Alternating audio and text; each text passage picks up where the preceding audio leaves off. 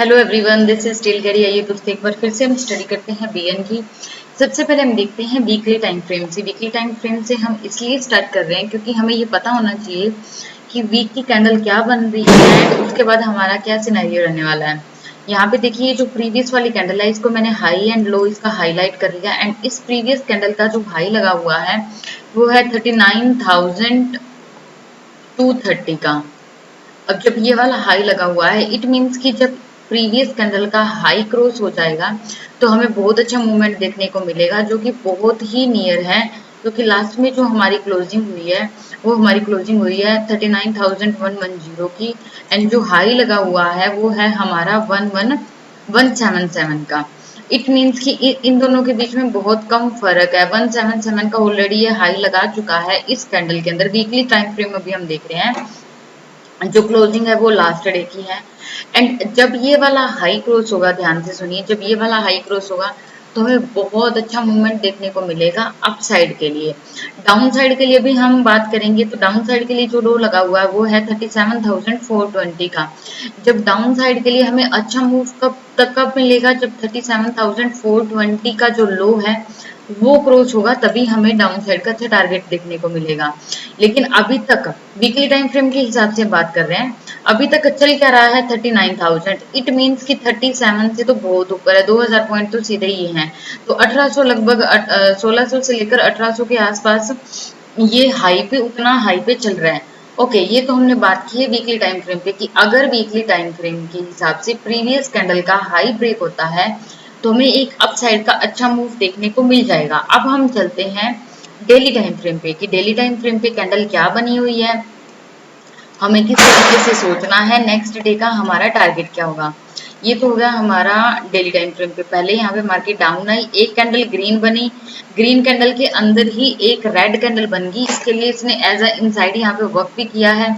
और उसके बाद जब इसने इस कैंडल का हाई ब्रेक किया है, इस ग्रीन वाली कैंडल का जो हाई लगा हुआ है 38,811 का, जब ये वाला हाई क्रॉस किया तो यहाँ पे काफी अच्छा लास्ट डे के अंदर मूवमेंट देखने को आया। अगर ये वाला मूवमेंट कंटिन्यू रहता है तो ये वाला मूवमेंट कंटिन्यू रहता है तो वही सेम चीज की जो प्रीवियस कैंडल है उसका हाई कितना था 39,230 का, तो ये वही कैंडल है जो कि हम डेली टाइम फ्रेम पे देख रहे हैं। ये प्रीवियस वीक में ये वाली कैंडल्स बनी है, तो ये वाला अगर हाई क्रॉस होता है तो हमें अपसाइड का अच्छा टारगेट मिलेगा जो कि हमें लेके जाएगा 39,800 तक। ये देखिए ये हमारा फर्स्ट टारगेट रहेगा। और अगर इसी लाइन को हम बढ़ा देंगे पीछे की तरफ तो ये पीछे भी कहीं ना कहीं ये देखिए अटैच होती हमें दिखती है, क्योंकि एक स्विंग हर जगह पे काम करता ही करता है। और फिर ये वाला टारगेट भी अचीव हो जाता है, उसके बाद हमें अपसाइड के और टारगेट मिलेंगे। अब हम इन टारगेट्स को और ज्यादा अच्छे से और क्लियरली समझने के लिए हम और छोटे टाइम फ्रेम पे भी चलेंगे, लेकिन उससे पहले यहाँ समझना भी बहुत जरूरी है। इसके बाद अगर हम और ऊपर जाते हैं तो फिर हमारा एक साइकोलॉजिकल पॉइंट आता है जो कि हमारा है 40,000 का। फिर हमारा अपसाइड के लिए ये वाला टारगेट रहेगा क्योंकि हमारा साइकोलॉजिकल पॉइंट है। नाउ नेक्स्ट 40,300 से लेकर 500 के बीच का हमें नेक्स्ट टारगेट मिलेगा। ये तो हम बात कर रहे हैं डेली टाइम फ्रेम पे। बट जब ये वाले जो टारगेट है ये हमें क्लियर कट कब दिखेंगे, ये हमें क्लियर कट तब दिखेंगे जब हम छोटे टाइम फ्रेम के ऊपर हर एक स्विंग को पकड़ेंगे, तब हमें ये अच्छे से शो होगा। ये तो हमने बात की है कि अगर मार्केट अप जाती है तो हमें टारगेट कहाँ पे मिलेगा, अगर मार्केट डाउन आती है तो हमारा कहाँ टारगेट रहेगा, उसको भी हम डिस्कस करेंगे। उससे पहले एक पॉइंट ये वाला देख लीजिए कि यहाँ पे पहले इसने एज अ रेजिस्टेंस वर्क किया है, उसके बाद यहाँ पे इसने एज अ सपोर्ट वर्क किया है। इस गैप का जो ये वाली कैंडल है इसका जो लो देखिए वो है 39,412, जो कि यहाँ पे इसने एज अ हाई वर्क किया है।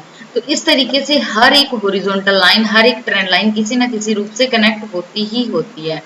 अगर हम लास्ट की स्विंग उठाते हैं तो हमें ये पता चलेगा कि हमें किस तरीके से यहाँ पे लाइंस ड्रॉ करनी है। ये देखिए हर एक लाइन कनेक्टेड है जो कि हमें टारगेट तक लेकर जाती हैं। ये यहाँ पे ये वाली लाइंस कनेक्टेड है। Now going for next day के लिए टारगेट और छोटे टाइम फ्रेम पे क्या सिनेरियो बन रहा है उसको हम देखेंगे। अब हम आगे हैं 15 मिनट के टाइम फ्रेम पे। 15 मिनट के टाइम फ्रेम को देखने के लिए हम ये देखेंगे कि 15 मिनट का जो लेटेस्ट का ट्रेंड है वो डाउन है। पहले हम इस डाउन ट्रेंड को यहाँ पे हाईलाइट कर लेते हैं, दैट वन। ये तो ऑलरेडी ब्रेक हो चुका है, ये वाला पूरा डाउन ट्रेंड ये वाला ब्रेक हो चुका है।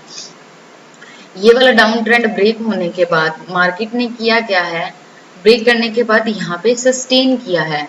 अब सस्टेन तो कर लिया, जैसे ही ये वाला लेवल क्रॉस होगा जो कि है 39,230 का, तो हमें अपसाइड का एक बहुत अच्छा मूवमेंट देखने को मिल जाएगा। उसके लिए हमारे टारगेट क्या रहेंगे वो भी हम यहाँ पे देख लेते हैं। ये हमारी होगी एक हॉरिजॉन्टल लाइन, ये अगर क्रॉस होती है तो नेक्स्ट जो हमारा टारगेट निकल के आएगा 39,230 के बाद का जो हमारा नेक्स्ट टारगेट निकल के आएगा वो आएगा ये वाला टारगेट जो कि है 39,550 का। क्योंकि इस लाइन ने पहले बहुत जगह पे यहाँ पे एज अ सपोर्ट वर्क किया है, यहाँ पे as a resistance, as a resistance, as a support and resistance, इस तरीके से इसने बार बार यहाँ पे किया है। यहाँ पे इसकी क्लोजिंग है, प्रीवियस टू प्रीवियस डे में अगर हम यहाँ पे देखते हैं तो यहाँ पे क्लोजिंग है, ये हमारा टारगेट निकल के आएगा।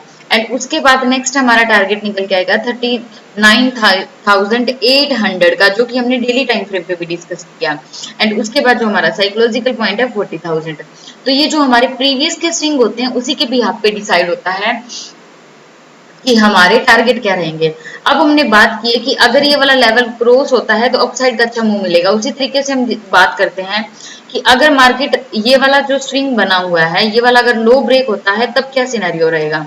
ये वाली जो रेंज है, नेचुरल सी बात है कि जब ये वाला लो क्रॉस होगा जो कि है 38,850 ऑलमोस्ट 880 ऑलमोस्ट, जब ये वाला लेवल क्रॉस होगा तो डाउन तरफ के लिए जो हमारे टारगेट रहेंगे वो हमारा फर्स्ट टारगेट रहेगा दैट वन, जो कि है 38,550 का। रीजन इज दैट कि यहाँ पे इसने एज अ सपोर्ट वर्क किया है, यहाँ पे मार्केट कंसोलिडेट रही है, यहाँ पे फिर इसने as a support and resistance work किया है, लास्ट डे में फिर से यहाँ पे एज अ सपोर्ट वर्क किया है। तो ये हमारा फर्स्ट टारगेट निकल के आएगा। उसके बाद ये हमारा सेकंड टारगेट निकल के आएगा 38,320 का। इस तरीके से हमारे टारगेट निकलते जाएंगे और हम उन्हीं के बिहाफ पे इसको एनालाइज भी करते जाएंगे और ट्रेड भी लेते जाएंगे। अब हम देख लेते हैं बिल्कुल इसको नजदीक से, ये हमने पूरा डिस्कस कर लिया। अभी यहाँ पे रेंज क्या है, रेंज बहुत छोटी रेंज बनी हुई है। हम और ज्यादा छोटे टाइम फ्रेम पे आते हैं तो हम आगे 5 मिनट के टाइम फ्रेम पे, 5 मिनट के टाइम फ्रेम पे हम यहाँ पे हाई हाईलाइट कर लेते हैं एंड यहाँ पे हम लो हाईलाइट कर लेते हैं। अब इम्पोर्टेंट है कि मार्केट इसी रेंज के अंदर कहीं ओपन हो, कल के दिन के लिए यहीं कहीं ओपन होने के बाद अगर फिर हाई क्रॉस होता है कंसोलिडेट होने के बाद तो यहाँ पे हमारी एक अच्छी ट्रेड बनेगी। डाउन तरफ के लिए सबसे अच्छी ट्रेड तभी मिलेगी जब ये वाला लो क्रॉस होगा। तो आपको करना क्या है, एक बार आप इसे डाउन आने दीजिए, यहीं पे कंसोलिडेट होकर डाउन आता है तो वेल एंड गुड। और अगर सीधा आ जाता है, जस्ट इमेजिन की मार्केट यहीं कहीं ओपन होती है और सीधा नीचे आ जाता है, नो वरी, जब ये वापस यहाँ पे कंसोलिडेट होने के बाद अगेन लो नीचे आएगा तब हम ये वाला लो ब्रेक होने के बाद ट्रेड लेंगे। ये हमारा अच्छे से क्लियर हो गया। अब मान लीजिए कि मार्केट गैप अप खुल जाती है। अब अगर मार्केट गैप अप खुलेगी तो फिर यहाँ पे तो बहुत बड़ा गैप है, तो फिर हम वेट करेंगे कि इस पॉइंट से, जो ये वाला पॉइंट है, इस पॉइंट के पास से हमें कोई रिवर्सल में भी पॉसिबल कि हमें यहाँ पे रिवर्सल ट्रेड बन सकती है। लेकिन अगर कंसोलिडेट इसी के ऊपर ऊपर हो गया तो फिर वहां पे एक पॉसिबिलिटी रहती है कि मार्केट अप ट्रेंड में ही जाएगी।